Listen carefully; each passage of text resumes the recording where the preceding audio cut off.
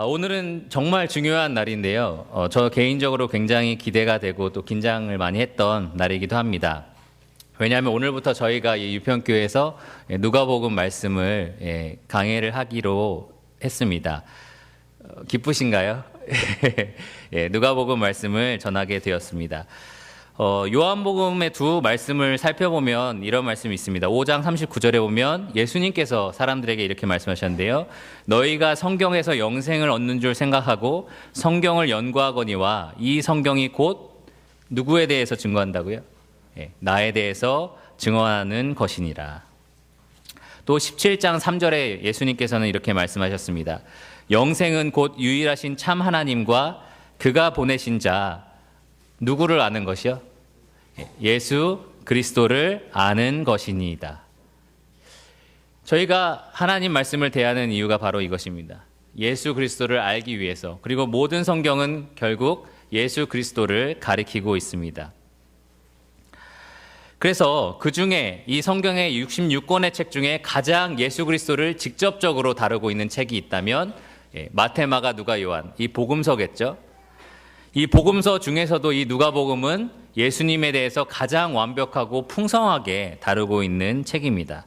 이 누가복음은요, 다른 복음서에서 발견할 수 없는 내용이 약 40% 정도 들어가 있습니다. 그만큼 풍성하고 완벽하게 기록이 되어 있는 것입니다. 16장으로 되어 있는 마가복음은 아주 짧게 마치 헤드라인 뉴스처럼 기사가 딱딱 나오는 것처럼 예수님에 대해서 짧고 간결하게 정확하게 전달한다 하면은 이 누가는 아주 풍성하고 완벽한 내용을 전달하기 위해서 노력했습니다. 이 누가복음이 또 특별한 이유는요. 저희가 유평교에서 계속 했던 설교들을 한번 생각해 보세요. 저희가 야고보서 배웠었죠. 그 전체적인 내용이 뭐였습니까? 예수 그리스도를 믿는 참된 믿음의 증거. 그렇죠? 그 참된 믿음의 증거의 대상이 누구냐면 바로 이 예수 그리스도였습니다. 그리고 빌립보서를 공부했었죠. 그때 제가 그 설교를 마무리하면서 사도 바울이 했던 이야기, 내게 사는 것이 그리스도니 죽는 것도 유익하다. 사는 것과 죽은 것의 유일한 그 근거가 되시는, 그 신뢰의 대상이 되시는 분이 바로 예수 그리스도였습니다. 또 수요일날 여러분 참석하시는 분 아시겠지만 시편 말씀이 전파되고 있죠. 이 시편 말씀에서 가리키고 있는 대상이 바로 이 예수 그리스도입니다. 또 제가 베드로전서를 하고 있죠. 베드로전서에 보면 너희가 보지 못하였으나 사랑하는도다 라고 하면서 그 사랑의 대상에 대해서 예수 그리스도를 말하고 있습니다. 그동안 저희가 배운 것, 지금 가리키고 있는 내용들을 생각해 보면 다 예수 그리스도는 누구시고 또 어떤 일을 하셨는지 그 내용을 근간으로 말씀을 전파하고 있습니다. 근데 저희가 이제 주일날 살펴볼 누가복음은요, 이제 그렇게 다른 부분이 아니라 정말 예수 그리스도가 누구신지 직접적으로 다루고 있는 책을 설교한다는 것입니다. 또 다른 이점이 뭐가 있냐면요. 저희가 성경을 강해 설교를 쭉 해나간다라고 생각했을 때 만약에 저희가 이 누가복음과 또 사도행전을 설교하면 신약 성경의 몇 퍼센트를 전파할까요? 약 25% 이상을 저희가 전하게 됩니다. 그래서 이 누가복음과 사도행전을 전하면 그렇게 많은 부분을 저희가 전할 수 있고, 누가복음과 사도행전을 합친 것이 이 사도 바울이 쓴 13권의 서신서보다 훨씬 내용이 많습니다. 그래서 아주 좋고요. 그다음에 예수 그리스도의 생애뿐만 아니라 사도행전까지 다루게 된다면 초대교회의 역사까지도 저희가 다 다룰 수 있게 됩니다. 그래서 2세기 초대 교부였던 오리겐이라든지 4세기 암브로시스 등도 이 누가복음을 강해 설교했다고 합니다. 그래서 저희 목표는 뭐냐면요. 여러분 매주 교회 나오시면 예수 그리스도에 대해서 듣게 되는 겁니다. 예수 그리스도가 어떤 분이셨는지, 어떤 일을 이루셨는지 여러분 매주 듣게 될 수 있습니다. 베드로가 보지 못하였으나 사랑했다라고 했던 대상, 그리고 시편이 가리키는 바로 그 대상, 그리고 삶과 죽음의 이유가 됐던 예수 그리스도, 그리고 참된 믿음의 근본이신 예수 그리스도를 여러분 매주 들을 수 있게 됩니다. 좋으신가요? 예. 고린도전서 2장 2절에 보면 사도 바울이 이렇게 말합니다. 내가 너희 중에서 예수 그리스도와 그가 십자가에 못 박히신 것 외에는 아무것도 알지 아니하기로 작정하였음이니라. 또 베드로후서 3장 18절에 베드로는 오직 우리 주 곧 구주 예수 그리스도의 은혜와 그를 아는 지식에서 자라가라 라고 말하고 있습니다. 여러분 매주 오시면 이 예수 그리스도에 대해서 듣게 되실 것입니다. 그리고 그 지식에서 매주 자라날 수 있게 될 것입니다. 우리가 이제 예수 그리스도를 아는 지식에서 더 풍성해지고 그 지식이 우리의 삶까지 이어지기를 간절히 기도를 드립니다. 자, 어떻게 보면 긴 여정이 될 것인데 이 누가복음에 앞서서 전체적인 설교에 앞서서 1에서 4절까지 누가는요 이 서두를 기록하고 있습니다. 아마 여러분 이 본문을 읽어보신 분들은 오늘은 예수님에 대한 얘기는 전혀 없을 것 같은데 라고 생각하실 수 있는데요. 제가 하필이면 맡게 됐습니다. 그래서 1에서 4절까지 서두 부분을 한번 살펴보겠습니다. 모든 중요한 서브젝트, 그 주제를 공부할 때는 항상 이 서두가 중요한데요. 오늘 이 서두를 잘 들어보시기 바랍니다. 누가복음 1장입니다. 1에서 4절까지입니다. 신약성경 86페이지 누가복음 1장 1에서 4절까지 찾으신 줄 알고 제가 읽겠습니다. 우리 중에 이루어진 사실에 대하여 처음부터 목격자와 말씀에 일꾼된 자들이 전하여 준 그대로 내력을 저술하려고 붓을 든 사람이 많은지라. 그 모든 일을 근원부터 자세히 미루어 살핀 나도 데오빌로 각하에게 차례대로 써보내는 것이 좋은 줄 알았노니 이는 각하가 알고 있는 바를 더 확실하게 하려 함이로라. 자, 이 1에서 4절까지의 말씀은요, 원래 원문의 한 문장으로 이루어진 말씀입니다. 뿐만 아니라요, 이 모든 신약 성경 가운데 가장 헬라어적으로 격조 높은 문장, 아주 완벽한 구성을 갖춘 헬라어 문장으로 기록된 말씀입니다. 사실 헬라어를 공부한 저도 읽어볼 때 왜 이게 격조 높은가라는 걸 잘 모르겠는데요. 그럼에도 불구하고 이 구성이 가장 헬라어 중에서 격조 높고 가장 완벽한 구성으로 이루어진 문장이다라고 말합니다. 그게 왜 중요하냐? 저의 한 실예로 말씀을 드리겠습니다. 제가 미국에서 논문을 쓸 때요. 영어를 잘 이제 완벽하게는 못하니까 논문을 쓰면서 친구에게 이 영어 문장을 봐달라라고 해서 그 문법을 다 수정해서 교수님에게 제출을 했습니다. 근데 이제 교수님이 그걸 다 읽어보시고 저한테 너무 완벽하다 이렇게 하실 줄 알았는데 그렇게 안 하시고 영어 문장의 문법에 잘못된 건 하나도 없지만 논문 수준의 영어를 써야 된다라고 하셨어요. 혹시 뭔지 아시겠어요? 영어 문법엔 전혀 문제가 없는데 논문식의 그 정도 수준의 영어 문법을 쓸 줄 알아야 된다라고 하셨습니다. 왜냐하면요, 이 논문은 도서관에 그 보관이 됩니다. 그래서 사람들이 그 논문을 확인해서 펼쳐보고 그 다음에 그것을 논문의 내용을 갖다가 쓸 때 그만큼 권위 있고 믿을 수 있는 책이다라고 인정이 돼야 되기 때문에 영어도 논문식의 높은 수준의 이 문법이 요구가 되고요. 뿐만 아니라 첫 번째 장에 이 배열이 어떻게 될 것인지, 이 여백은 어떻게 될 것인지 그것도 되게 중요해요. 그래서 이 처음에 그 원고를 받았을 때 빨간색으로 막 이 여백이 이만큼 나왔다 뭐 이런 것까지 다 체크가 돼 있는 거예요. 그래서 왜 이게 뭐가 그렇게 중요한가라고 했는데 그만큼 첫 장을 폈을 때부터 이 믿을 수 있는 권위 있는 책이다라는 게 증명이 돼야 되기 때문에 그것을 아주 심각하게 따졌던 것입니다. 마찬가지로요, 누가복음도 5절부터는 아주 평범한 헬라어로 쓰였지만 1에서 4절까지는요 격조 높은 아주 높은 수준의 헬라어로 쓰였던 것입니다. 이유는요, 한마디로 말하면 누가가 이 책이 그만큼 권위 있는 책으로 여겨지기를 바랬던 것입니다. 이 당시 알렉산드리아 도서관의 중앙에 꽂혀 있었으면 하는 생각이 이 누가의 마음에 있었던 것 같습니다. 그래서 한 주석가는 이렇게 말합니다. 바클레이라는 사람인데요. 나는 지금 이 세상에서 가장 위대한 이야기를 기록하고 있으며 이 이야기를 대신할 수 있는 것은 아무것도 없다라고 말하는 듯한 어조이다. 누가가 이 어려운 헬라어로 격조 높은 언어로 썼던 이유는요, 이 책이 정말 믿음직하고 믿을 수 있는 그러한 신뢰성 있는 책이다라는 것을 강조하고 싶었기 때문이다 라고 말하는 것입니다. 그냥 단순히 자기가 기록했던 어떤 일기장 같은 걸 낸 게 아니라 또 다른 사람이 했던 말들을 모아서 내는 것이 아니라 자기가 아주 철저하고 아주 신중하게 연구해서 만들어낸 연구 결과물이다라는 것을 입증하고 싶었던 것입니다. 자, 오늘 이 1에서 4절의 내용을요, 저는 이해하시기 쉬우라고 이 육하 원칙에 따라서 설명을 드리기를 원합니다. 육하 원칙 아시죠? 누가 언제 어디서 무엇을 어떻게 왜, 이 6가지에 대해서 제가 설명을 드리고요. 사실은 이 누구에게라는 걸 하나를 더 추가해서 7가지 항목으로 설명을 드리고자 합니다. 다 이 1에서 4절 내용 안에 들어가 있는 내용이고요. 먼저 누가에 대해서 생각해 보겠습니다. 이 누가복음은 누가 기록을 했을까요? 네, 여기저기서 누가라고 얘기를 하는데요. 어떻게 아십니까? 네? 누가복음이라고 써 있으니까요. 충격적인 사실은 원래 원문에는 이 누가복음이라는 제목은 포함이 되어 있지 않습니다. 원래 성경 원문에는 우리 중에부터 시작합니다. 이 누가복음이라는 말 자체는 옛날 시대 그 교부들이 추가로 기록을 해놓은 거지 원래 성경의 원문에는 포함이 되어 있지 않습니다. 그럼 누가 썼을까요? 누가? 어떻게 누가라고 확신하실 수 있나요?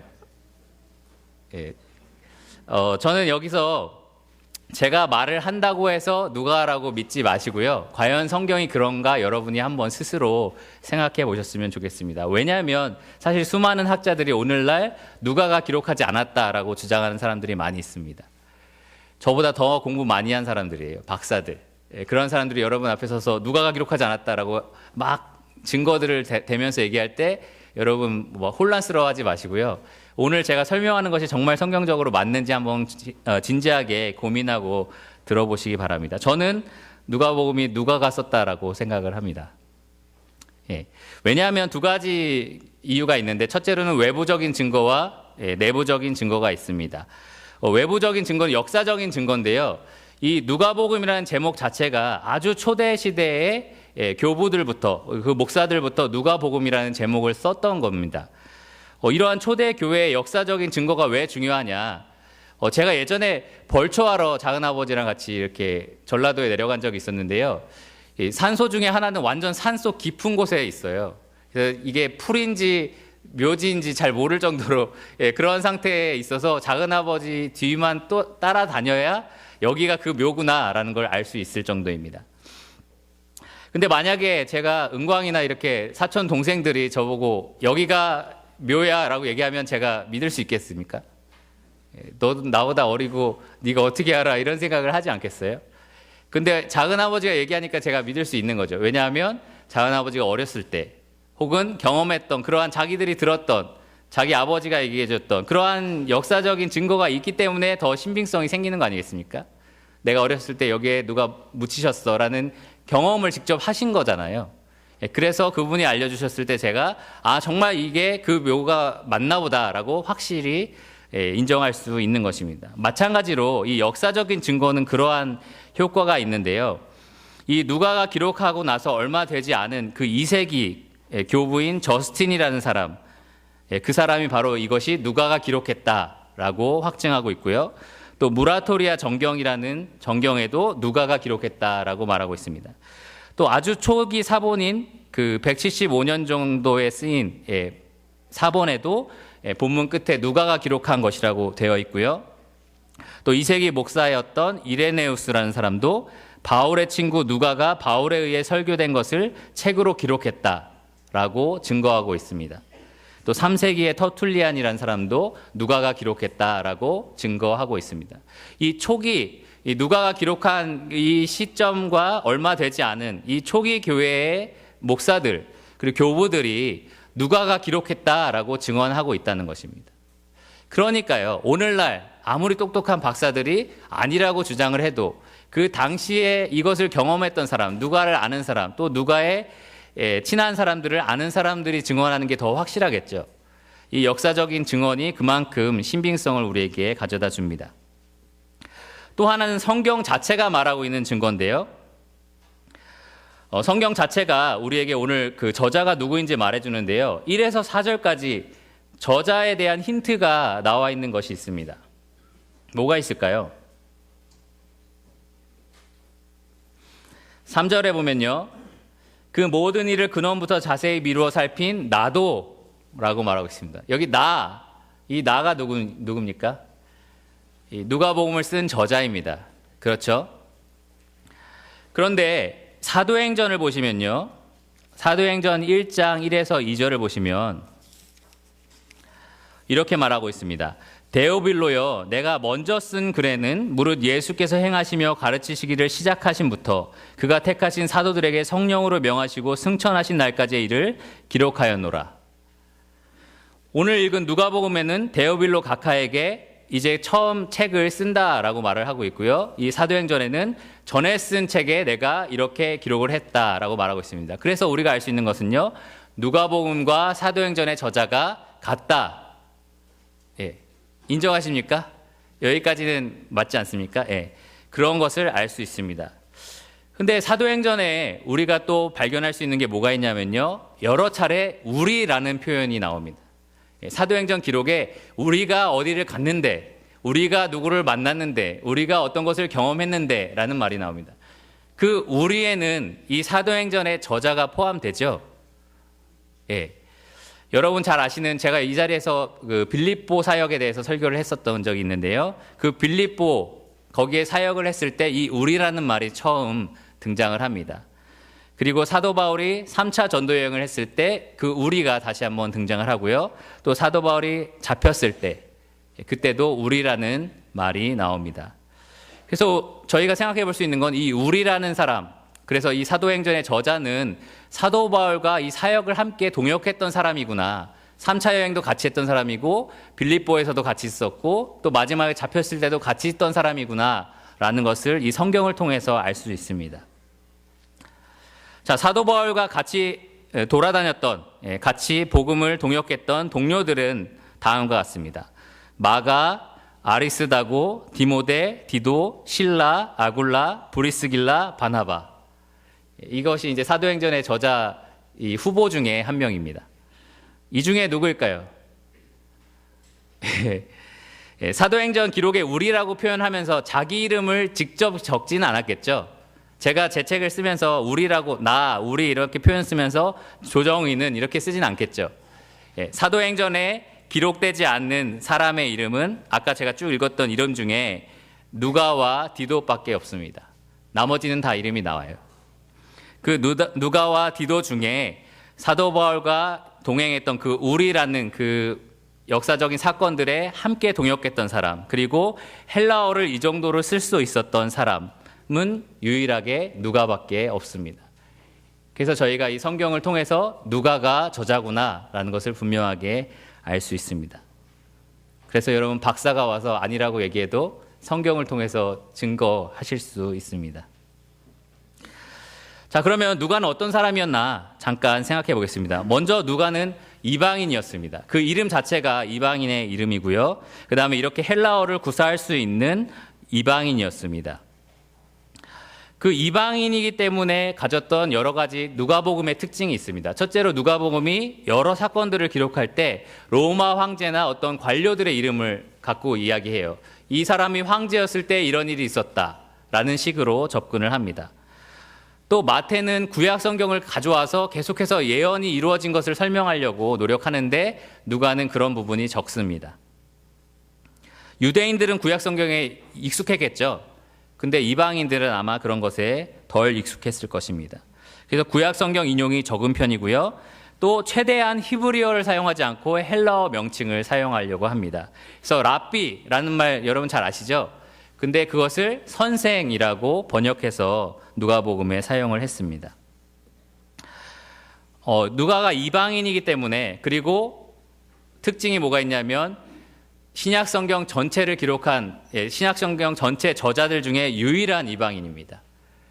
그래서 이 누가복음도 그러한 특징들을 많이 갖는데요. 유대인들은 사실 남자를 높게 생각하고 여자를 낮게 생각했었어요. 아시죠? 그래서 팔레스타인 유대인들은 아침에 일어나면 기도문이 있었는데 그 기도문에 이렇게 기도했다고 합니다. 하나님, 저를 이방인이나 노예나 여자로 만드시지 않은 것에 감사합니다.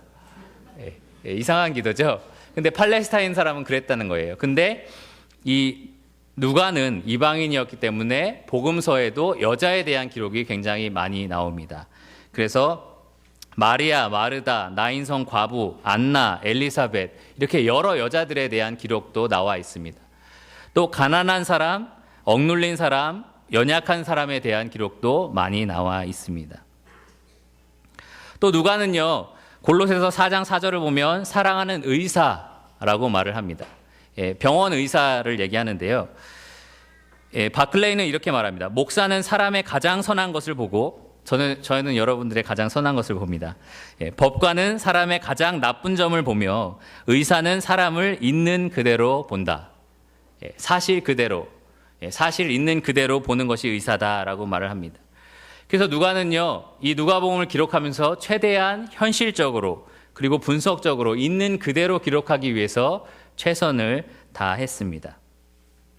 또 저희가 살펴볼 수 있는 것은 의학적인 것들, 예를 들어서 열병에 대해서는 아주 중한 열병이다라고 해서 그런 것을 좀 자세히 기록을 했고요. 또 그 문둥병 있죠. 문둥병도 그냥 문둥병이라고 하지 않고 온몸에 퍼져 있는 문둥병, 이렇게 의학적인 정보를 좀 더 자세하게 기록을 했습니다. 그리고 이게 의사라서 특징인지는 잘 모르겠는데 혈류증을 앓던 여인이 의사에게 많은 돈을 떼어 먹었다, 많은 돈을 소진했다라는 부분이 다른 복음서에 있는데 누가복음엔 나와 있지 않습니다. 그게 그 이유인지는 잘 모르겠어요. 누가는 또한 역사가로서 아주 소질이 많았습니다. 그래서 여러분 지금 읽으신 본문 내용에 보면 모든 일을 근원부터 자세히 미루어 살폈다라고 나와 있는 것처럼 누가는 아주 자세히 역사적인 사건들을 있는 그대로 기록하기 위해서 노력했습니다. 다음 주에 저희가 함께 살펴볼 말씀이지만 5절 처음을 보시면 유대왕 헤롯 때에 아비야 반열에 제사장 한 사람이 있었으니 이름은 사가라요 그의 아내는 아론의 자손이니 이름은 엘리사벳이라. 정말 자세하죠. 이렇게 역사적인 정확한 정보들을 전달하기 위해서 노력을 했습니다. 그리고 무엇보다도 누가는 복음의 동역자였습니다. 고린도후서 8장 18절에 복음으로 말미암아 칭찬을 받는 자 중에 한 사람이었고요. 그렇게 바울과 동역을 했었습니다. 아까 제가 말씀드린 것처럼 빌립보에서 함께 동역을 시작한 누가는요, 3차 여행에 바울과 함께 했었고요. 예루살렘까지 동행했고 바울이 체포돼서 이 수감을 받고 그 다음에 계속해서 이 뭐라고 하죠? 재판을 받는 그 과정 가운데 늘 바울과 함께 했었습니다. 그리고 로마로 호송될 때 바울이 난파됐죠. 바다 가운데 표류되고 이렇게 난파되었을 때도 누가는 함께 바다 위에서 시간을 보냈었습니다. 그렇게 위험에 함께 맞섰습니다. 그리고 디모데후서 4장을 보면 바울의 마지막까지 함께 있었던 유일한 동료가 바로 이 누가였습니다. 그래서 누가는 단지 역사학자로서 있었던 사실을 기록한 사람이 아니라요, 주님을 사랑한 사람이었고 주님의 복음을 위해서 자기 생명을 바칠 각오가 있었던 사람이었습니다. 사도 바울과 함께 목숨을 바칠 정도로 함께 동역했던 사람이었습니다. 그가 전해주는 아주 강력한 말씀이 이 누가복음입니다. 자, 누가복음을 썼다고요? 네, 누가입니다. 이제는 확실하게 대답하실 수 있겠죠? 자, 다음은 언제입니다. 언제와 어디서는 사실 저희가 추정할 수 있는 사건인데요. 먼저 언제는 61에서 62년 정도라고 저희가 추정을 합니다. 왜냐하면 누가복음과 사도행전을 누가가 썼다면 사도행전의 마지막 사건 기록, 마지막 장의 마지막 사건 기록이 약 62년경에 있었던 사건입니다. 근데 그 이후로도 사도 바울은 감옥에서 풀려나기도 했고요. 다시 잡히기도 했고, 그 다음에 62년에 야고보가 순교를 당하기도 합니다. 64년에는 로마 황제 네로의 기독교 박해가 시작됐고요. 70년에는 예루살렘 성이 파괴되는 사건이 있었습니다. 이 철저하고 꼼꼼한 누가의 기록, 이 역사학자로서 이러한 중요한 사건들을 기록하지 않았다. 그것은 곧 그 전에 아마도 사도행전이 기록되지 않았을까. 그리고 그 전 책인 누가복음은 그보다 조금 더 전에 기록되지 않았을까라고 저희가 추정해 볼 수 있습니다. 특히 사도행전 보면 에베소 장로들을 모아놓고 내가 너를 다시 볼 수 없을 거다라고 사도 바울이 고백을 하죠. 근데 이 바울의 서신서를 보면 에베소 장로들을 다시 만났을 거다라고 생각되는 부분이 있거든요. 그러한 부분들을 이 누가가 기록하지 않았다라는 거, 그런 걸 볼 때 아마도 이 61에서 62년도 그 정도의 이 누가복음이 기록되었을 것이다라고 저희가 추정해 볼 수 있습니다. 다음은 어디서인데요. 어디서도 저희가 생각해 볼 수 있는 것은 61에서 62년도면 언제냐면 사도 바울이 가이사랴에서 잡혔을 때, 그리고 거기서 잡혀서 벨릭스, 베스도, 아그리빠, 기억나시죠? 그 사람들에게 계속 심리를 당합니다. 그리고 나서 가이사에게 호소해서 가이사까지 가게 되죠. 그래서 그 기간이 약 2, 3년 동안 심리 기간을 거치는데요. 그 기간 중에 아마도 누가가 이 누가복음을 썼다라고 봅니다.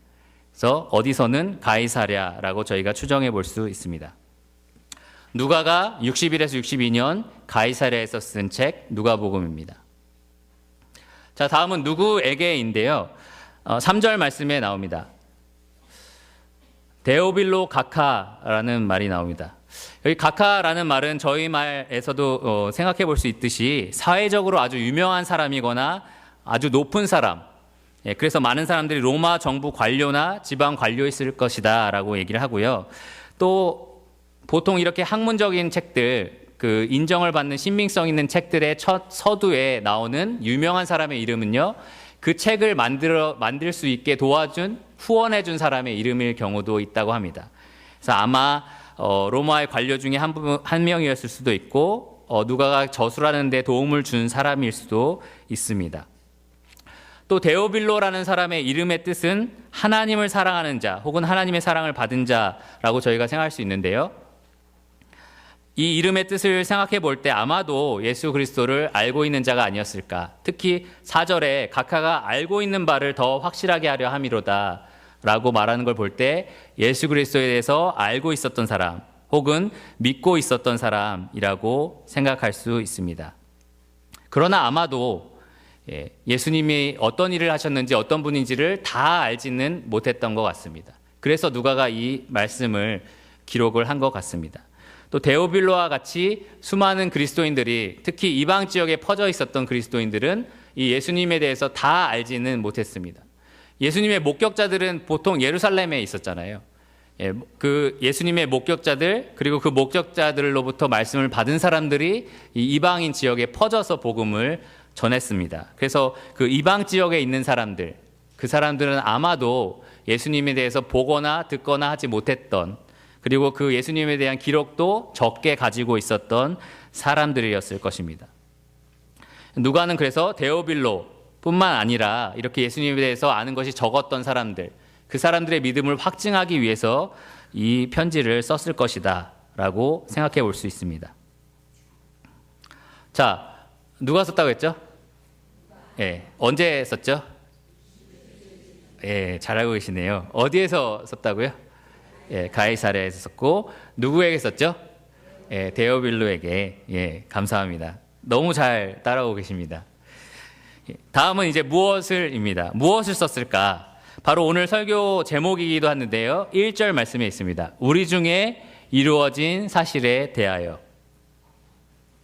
아까 말씀드린 것처럼 구약 성경은 오실 메시아에 대해서 계속해서 가르치고 있고요. 신약 성경은 오신 메시아에 대해서 확증하고 있습니다. 이 누가는요, 예수님에 대해서 전파하고 있습니다. 그가 약속된 메시아로서 어떤 것들을 이루셨는지에 대해서 관심을 가지고 있습니다. 그분이 어떤 말씀을 하셨는지, 어떤 일을 행하셨는지, 또 그게 어떻게 영향을 미쳤는지에 대해서 강조하고 있습니다. 그래서 누가복음을 보시면 앞으로 쭉 저희가 배우겠지만 세례 요한부터 시작해서 성령님께서 어떻게 예수님이 하나님의 아들이신지, 약속된 그분인지를 증거하는 장면이 나옵니다. 또 예수님이 갈릴리 지역에서 스스로 내가 하나님으로부터 보내심을 받은 그 약속된 분이시라는 것을 증거하는 것도 나옵니다.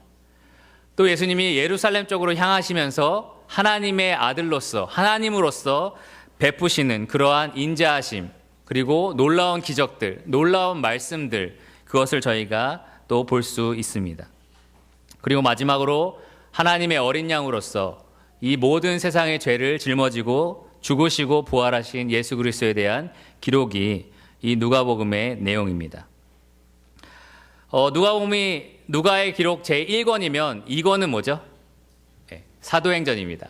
이 사도행전에는요, 그 예수께서 이루신 모든 일의 결과물, 예수님이 성령을 제자들에게 주셨고요, 그 제자들이 그 성령의 힘으로 모든 예수님에 대한 증거를 예루살렘부터 시작해서 땅 끝까지 이르러 전파하는 장면이 이 사도행전의 내용입니다. 이렇게 생각한다면요, 예수님이 행하신 일, 그 일이 미친 영향에 대해서 누가가 기록을 하고 있는 것인데, 그것이 바로 우리 중에 이루어진 사실입니다. 그리고 더 나아가서 생각해 보면요, 바로 여러분과 제 안에 이루어진 사실이기도 합니다. 왜냐하면 죽으시고 부활하신 예수님의 사건이 우리들의 삶에도 영향을 끼쳤기 때문입니다. 누가는요, 근원부터 자세히 살펴보았다라고 3절에 말하고 있습니다. 이 근원은 예수님이 오신 그 순간을 얘기하는 것이 아니라 예수님이 약속된 아주 그 전부터 거슬러 올라갑니다. 또 예수님이 우리 중에 이루어진 그 사실에 대해서 이 누가가 단지 예수님이 하신 죽음과 부활로 이 이야기를 끝내는 게 아니라요, 그것이 미친 영향, 전 세계에 어떤 영향을 미쳤는지까지 내용이 확장됩니다. 그래서 제가 아까 말씀드린 것처럼 저희 중에 일어난 일이라고 봐도 좋습니다. 자, 누가는 이렇게 예수 그리스도와 그분이 하신 일들에 대해서 다루었습니다. 자, 이제는 어떻게인데요, 이 3절 말씀에 보면 그 모든 일을 근원부터 자세히 미루어 살핀 나도 라고 말하면서 차례대로 써 보내는 것이 좋은 줄 알았노니 라고 말하고 있습니다. 누가는요, 사실 예수님이 오셔서 하신 모든 일의 목격자는 아니었어요. 직접 누가가 보고 들은 것은 아니었습니다. 그런데 어떻게 누가가 이 누가복음을 기록할 수 있을까요? 자기가 직접 본 사람도 아닌데 어떻게 기록할 수 있었을까요? 누가는 그것에 대해서 2절에 처음부터 목격자와 말씀에 일꾼된 자들이 전하여 준 그대로 내력을 저술하려고 붓을 든 사람이 많은지라 라고 말하고 있습니다. 누가 시대에 목격자들이 있었고요, 그 목격자들의 말을 듣고 말씀을 전파했던 사람들이 있었습니다. 사도들이 있었고요, 또 그 제자들도 있었습니다. 베드로는 베드로후서 1장 16절에 이렇게 말하는데요, 우리 주 예수 그리스도의 능력과 강림하심을 너희에게 알게 한 것이 교묘히 만든 이야기를 따른 것이 아니요 우리는 그의 크신 위엄을 친히 본 자라. 사도 요한도 이렇게 말합니다. 태초부터 있는 생명의 말씀에 관하여는 우리가 들은 바요 눈으로 본 바요 자세히 보고 우리 손으로 만진 바라. 이러한 목격자들이 있었던 것입니다. 고린도전서 15장에 보면 사도 바울이 예수 그리스도의 부활을 500여 형제가 보았다라고 말하고 있습니다. 이렇게 직접 본 목격자들이 있었고 또 그것을 전파했던 사람들이 있었기 때문에 이 누가는 그것을 근거로 자세히 살펴보아 꼼꼼하게 살펴보고 자세히 조사해서 정말 있었던 사실들에 대해서 기록을 할 수 있었던 것입니다. 찰스 스윈돌이라는 사람은 이렇게 말합니다. 누가는 예수님을 누구보다도 잘 아는 사람들을 인터뷰한 것이 분명하다. 그는 그분이 식사하시는 모습을 보고 코 고시는 소리를 듣고 무더운 오후에 그분의 채취를 맡았던 사람들과 함께 시간을 보냈다. 그 사람들은 그분의 사역이 펼쳐졌던 현장에 있었다. 그들은 그분의 변모를 경이롭게 바라보았다. 그들은 겟셋마네에서 그분이 고뇌하시는 모습을, 참혹한 매질을 당하시면서 온몸을 뒤트시는 모습을, 십자가 위에서의 고통을 목격했다. 그리고 그들은 그분이 다시 살아난 것을 보고 전율했다. 누가는 자료들을 면밀히 조사해서 그럴듯해 보이지만 사실이 아닌 것들을 가려내고 누락된 상세한 정보들을 채워넣고 오류를 수정하고 그때까지 알려지지 않았던 사건들을 밝히기도 했다. 그는 그렇게 찾아낸 자료들을 모두 모아 조사하고 나서야 비로소 펜을 들었다. 누가는요, 이렇게 철저하고 신중하게 조사하여 정말 있었던 일들을 목격자의 진술에 따라 기록을 한 것입니다. 2세기 교부 그 오리게는 이렇게 말합니다. 누가가 이제부터 쓸 내용은 떠도는 소문을 주워들은 것이 아니었습니다. 그는 자기 눈으로 처음부터 자세히 살펴보았습니다. 이 2세기의 교부도 이것을 인정한 것입니다. 누가가 기록한 이 누가복음은 목격자의 진술에 따라 정말 있었던 일들을 신중하게 기록을 해낸 것이다. 누가는 여기에 차례대로 써 보내는 것이 좋다라고 얘기를 했는데요. 이 차례대로 쓴다는 것은 역사적으로 있었던 일을 역사적 순서에 따라서 다 기록을 한다라는 말은 아니고요. 어떤 주제별로 묶었다라는 말입니다. 왜냐하면 누가복음의 이 기록은 때로는 역사적으로 반대로 되는 역사도 있어요. 근데 누가가 의도적으로 주제별로 묶은 내용입니다. 그래서 1에서 2장은 예수 그리스도의 유년기를 누가가 다루고 있고요. 3에서 4장은 사역을 준비하는 장면을 다루고 있습니다. 또 4에서 9장은 갈릴리에서의 예수님의 사역, 예수님이 스스로 드러내신 장면을 그려내고 있고요. 9에서 19장이 굉장히 긴 장인데 9에서 19장이 예수님께서 예루살렘으로 향하여 가시면서 하셨던 많은 일들, 그리고 동시에 유대인들의 거부와 새로운 길에 대해서 기록을 하고 있습니다. 그리고 마지막 19에서 24장이 예수님의 순환과 부활을 다루고 있습니다. 이렇게 여러 가지 주제에 따라서 누가는 있었던 사실들을 정리를 해서 가르쳤습니다. 사실 역사를 제가 설명을 할 때 있었던 일을 그냥 쭉 나열하면 얼마나 지겨워요. 그렇죠? 그러니까 진짜 뛰어난 역사학자들은 사실 구성을 잘 해서 전달을 합니다. 이 누가도 그러한 구성을 가지고 예수님의 있었던 사건들을 전달하는 것입니다. 누가복음을 누가 썼죠? 네, 누가 썼습니다. 60일에서 62년 정도에 썼고요. 가이사랴에서 썼습니다. 누구에게 썼죠? 네, 데오빌로에게 썼습니다. 무엇을 썼습니까?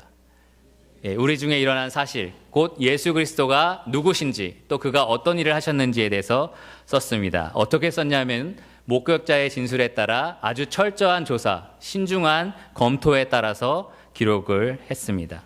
마지막으로 그럼 왜 이 책을 썼는가?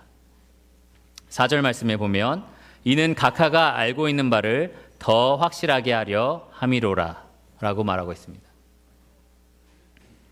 사실 이 60에서 62년 사이에는 사도들과 목격자의 시대가 지나서 이제 복음의 제2시대가 시작되는 시대였습니다. 직접 예수 그리스도를 목격하고 경험한 사람들이 조금씩 사라져가고 이제는 그들의 말씀을 들었던 사람들이 늘어나고 있는 추세였습니다. 특히 사도 바울이 전도를 했던 이방 지역, 그 지역 사람들은 예수님에 대해서 경험한 적이 없던, 직접적으로 본 적이 없는 사람이었습니다.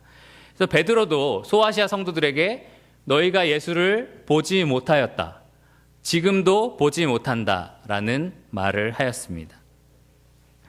그런데 그들이 어떻게 거듭날 수 있을까요? 베드로의 말씀에 따르면 1장 23절과 25절에 너희가 거듭난 것은 썩어질 씨가 아니라 썩지 아니할 씨, 곧 살아있고 항상 있는 하나님의 말씀으로 된 것이다.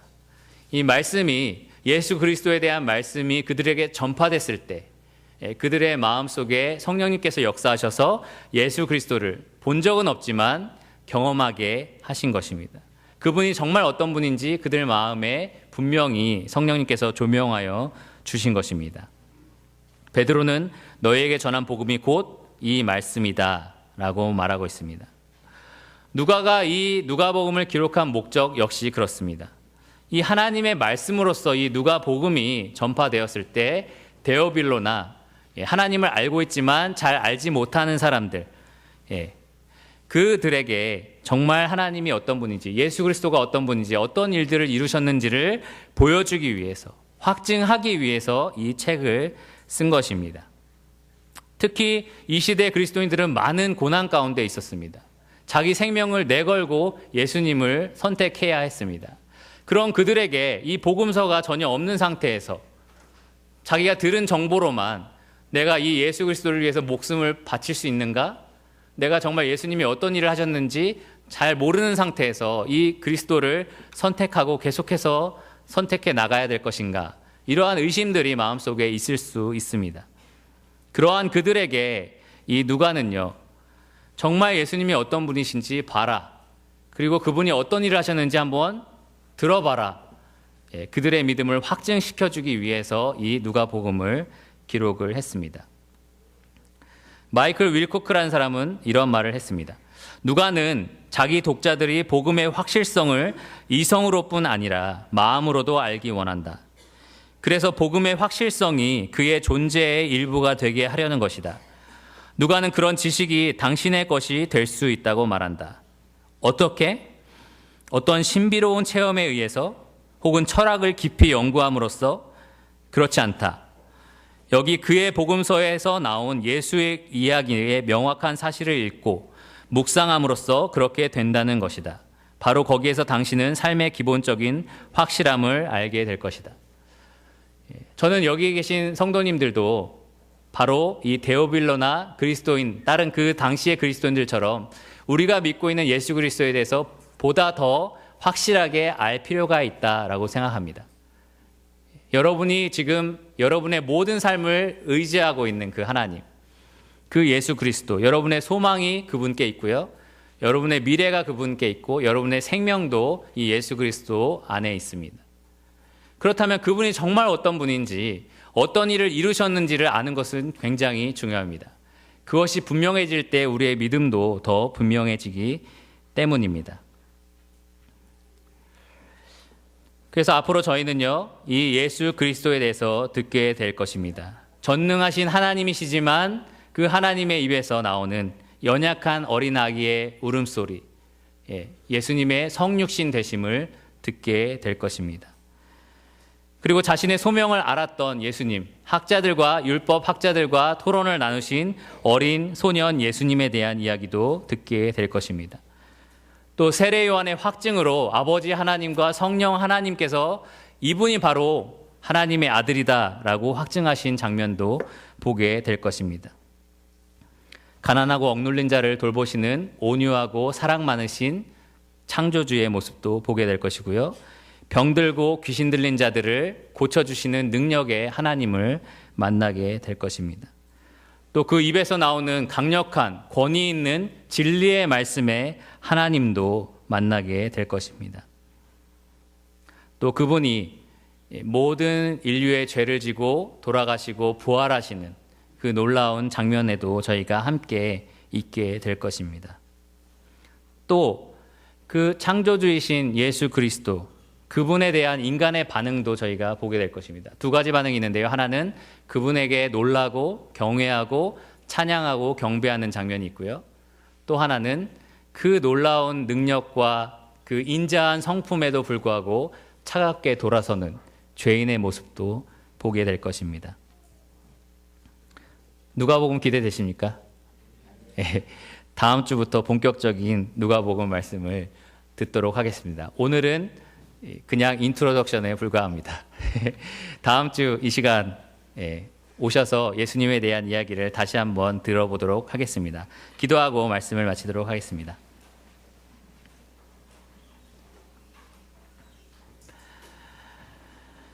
하나님 감사합니다. 정말 자기의 목숨을 다해서 예수 그리스도를 전파하기 원했던 누가라는 사람을 통하여 그가 오랜 심리 기간 중에 그러한 고통과 괴로움과 두려움 가운데 있을 때에 구원받은 형제 자매를 위해서 그들을 위해 쓴 이 누가복음을 저희에게 남겨주심에 감사를 드립니다. 이 누가복음을 통하여 저희가 예수 그리스도의 놀라운 복음의 그 완벽한 그리고 풍성한 기록을 만날 수 있게 하여 주심에 감사를 드립니다. 저희가 이 말씀을 통하여 예수 그리스도를 만날 수 있고 예수 그리스도가 어떤 일을 이루셨는지 볼 수 있으며 그것이 저희 인생에 또 저희의 믿음에 큰 확증이 된다는 것에 감사를 드립니다. 계속해서 저희가 예수 그리스도를 선포하기를 원하며 그분이 선포될 때 저희가 조금씩 더 주님을 알아가고 주님을 아는 지식에서 자라가고 또 그것이 저희 삶의 전반적인 변화를 이끌어낼 것을 믿습니다. 성령님께서 역사하셔서 저희로 하여금 주를 더 알게 하는, 사모하게 하는 마음을 허락하여 주시옵고 주님을 알아갈수록 주님을 닮게 하여 주시옵소서. 이 모든 것 예수 그리스도 이름으로 기도드렸습니다. 아멘.